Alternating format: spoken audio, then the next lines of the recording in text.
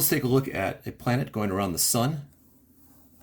So I have the elliptical orbit that is expected, and we should be able to derive that it is an elliptical orbit. I have the sun here, and I have the planet here. We'll call it planet X. So this is going around some central body.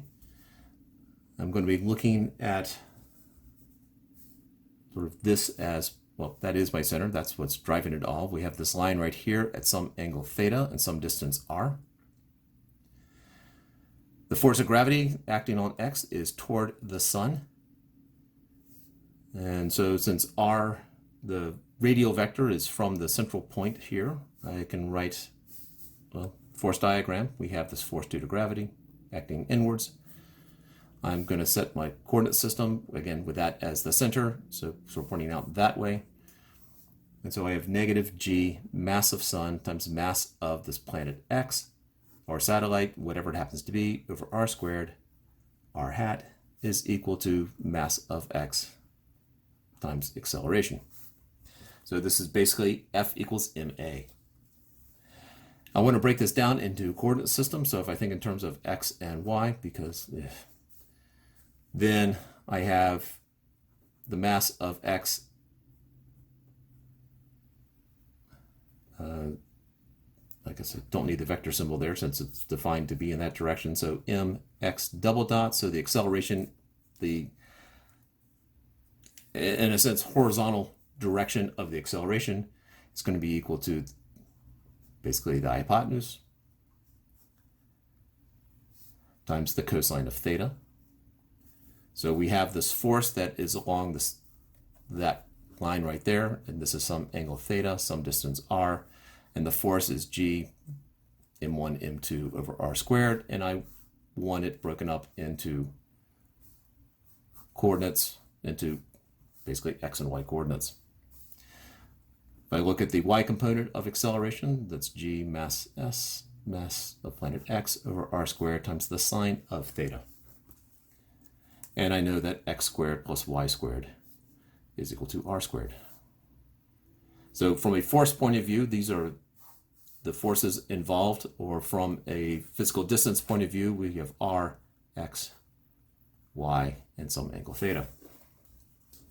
We also have that x is equal to r cosine theta, and y is equal to r sine theta. So this is our starting point. So basic little bit of physics right here, and the rest is just geometry. Let's take a look at the x value. So x is equal to r cosine theta.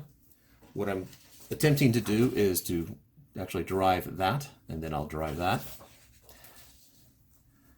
X dot, so that's the derivative with respect to time, is equal to r dot cosine theta plus r, derivative of cosine is negative sine theta times theta dot,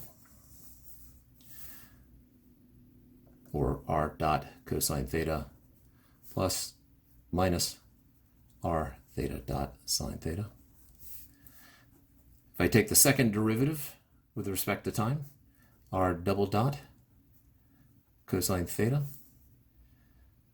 plus r dot theta dot negative sine theta, that's this one, minus r dot theta dot sine theta, just doing the product rule and a little bit of chain rule in there, plus r theta double dot sine theta plus r theta dot squared cosine theta. Distributing the minus sign, so we have r double dot cosine theta minus r dot theta dot sine theta minus r dot theta dot sine theta plus r theta double dot sine theta plus, distributing the minus sign, so actually minus and minus r theta dot squared cosine theta. And that's the acceleration. This will combine, r theta dot, okay.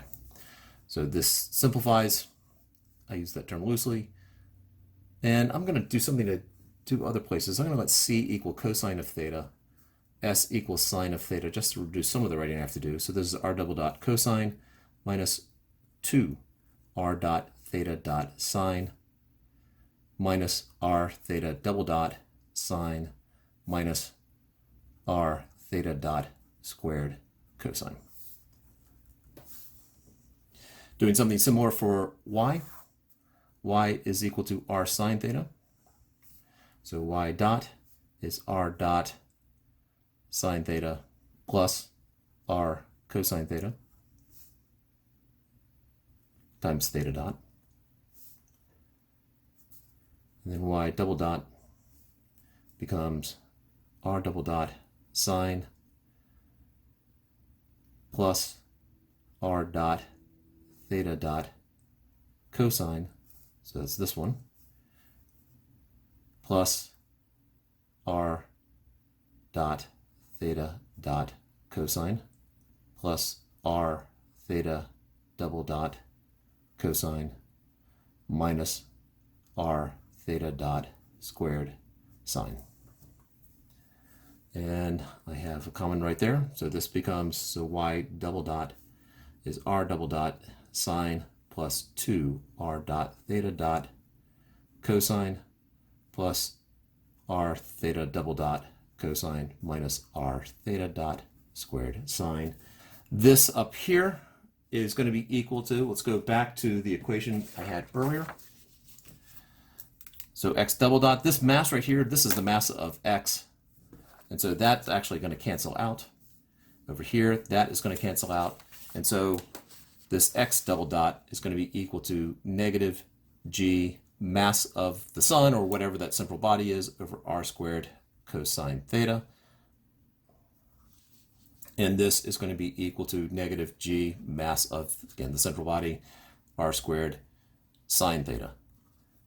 And that is c and that is s. Now I'm going to do x double dot times cosine of theta and y double dot times sine of theta. So I'm multiplying this by cosine, I'm going to multiply this by sine.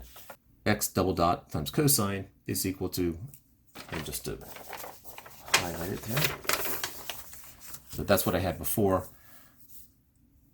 is r double dot cosine squared minus 2 r dot theta dot sine cosine minus r theta double dot sine cosine minus r theta dot squared cosine squared equals negative g mass of the central object, r squared times cosine squared.